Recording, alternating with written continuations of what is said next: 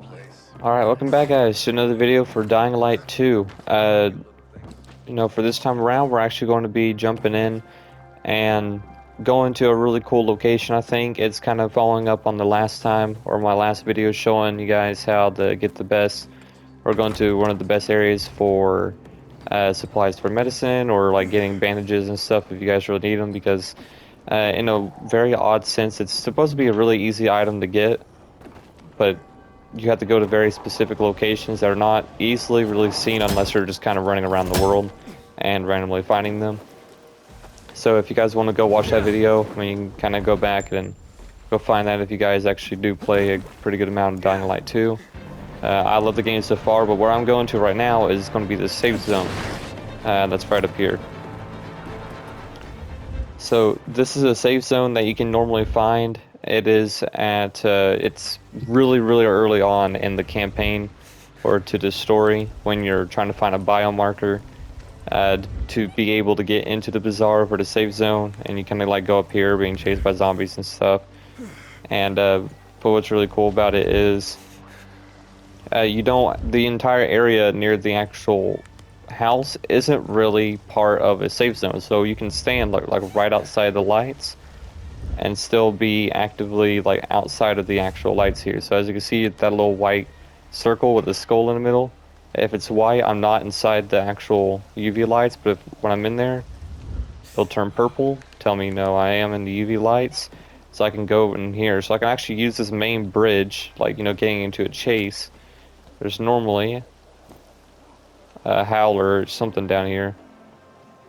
But usually you would have howlers, the things that'll set off a chase. You would actually be able to find one normally on this corner, and you kind of run up here and have like this bridge being like a bottleneck from them, like kind of running in their little choke points. They're able to hit a bunch of them, and you can farm volatiles or virals, anything like that, if you guys want a bunch of trophies. But that's one thing that you can actually grab like right off the bat. Will actually help you out with if you just want to be farming. One of the best and most effective ways I found to do it. If there is better locations, I will see about if I'm able to show it off here. But the main thing I want to point out is this big store right below it. Oh, this is come here.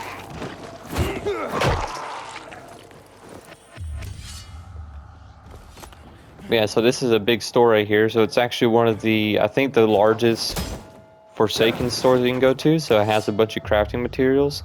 It is a massive hardware store. Yeah, massive hardware store, and this is the best place to go to when you need scrap metal, and obviously other materials as well in different areas. But the most main like focus for materials is going to be scrap metal up here. So one thing to point out, obviously in the day, you don't want to really go here. It is, since it is a much larger area, there's a lot more room for a lot more enemies to be spawning. And you got things like this, just kind of sitting around with several virals and stuff sitting out there. So it's not really recommended to go into these things normally in the day, but you can also go here at night as well, and that's actually what I'm going to be doing. Was my original plan, but decided to go to day fast or pretty dang quickly, so I'm going to go open it from the back in here.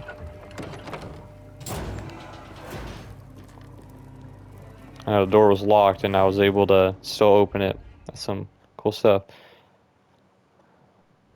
Yeah, so I'll jump back into here and go into night, and this is, like I said, the best place to go for scraps and things. This is actually what I ran for a while. Like if you guys needed, or if you guys wanted to actually build things like the Easter egg weapons, like this one here. So it's like the Cyber Hands. I think they cut it down on the price now for one of the updates. But the Cyber Hands 2177, it's called back to Cyberpunk 2077. So yeah, we've seen these somewhere. So it's just claw hands that have a constant electric ability. The durability is really low on it, and it hardly does any kind of damage. But it is a constant stunning and stuff. So they're fun to use. But you'd have that. You also have the Mistress Sword, which is not good at all. It's a toy sword. So I thought, that would actually be really cool. But you also have the Dying Force. This will also take 50 scrap. This one takes 370 or 69 to do, so that's actually a pretty good amount. This one takes up to 77, which used to not be like that. but I guess it would make sense.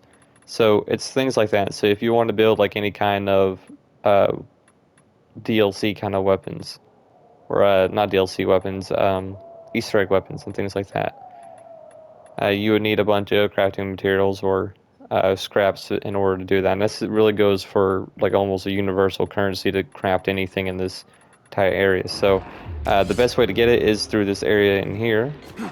And what's really cool is that right off the bat you have a nest, or not a nest, a trash can right there that you can go to. One thing to mention, even at night there is still a bunch of virals in here since it is still such a big area. Chances are you're still going to run into a bit of a complication when it comes to runners. The best thing I recommend is jumping up onto this light here and just let them try to run up. So they're usually going to get up to here and run up, unless they want to go from there. You just kind of kick them down and let gravity do the rest.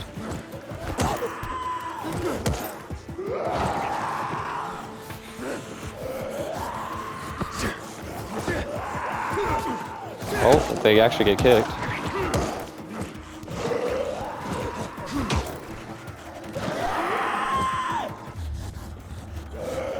Yeah, you just kind of stand up here and wait for them to climb up.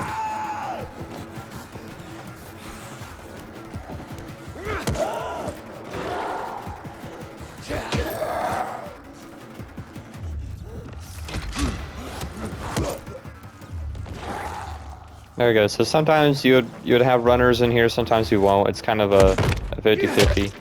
But that's one thing I did want to point out, that it is a lot larger area, so you will have bigger chances of having things like that in here, even when it comes to being a night.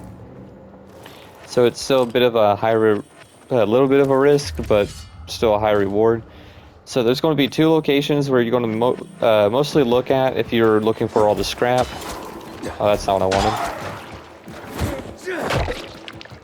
Go ahead and drop these guys so we don't need to get bothered by them.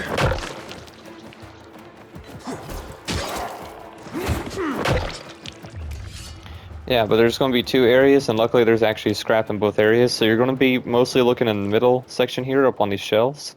You'll see there's scrap all along the edges here. And well, there's only 3 right here that spawn, but this is going to be one of the main areas that you want to be looking at. Luckily, you already had 3 areas, and each one of them gives you 9 to 11 scrap per pickup. This shelf will also sometimes have some, so you're able to go over here.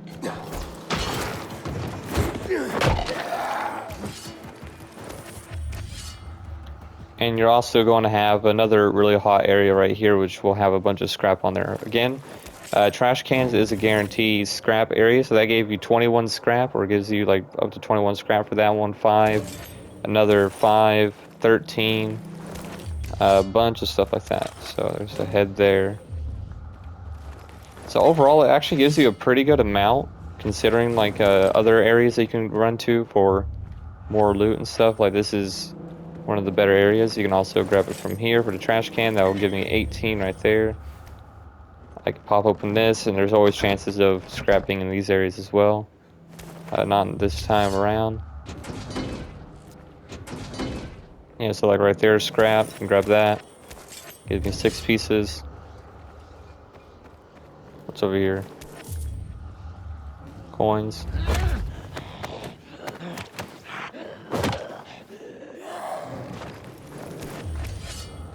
Yeah, there's also a back stairway that you can run up to. This will also have a little bit of loot up top. So another trash can you can pick from, that 38 scrap. Grabbing that one, that will give me a certain amount. 9 scrap, so there's that.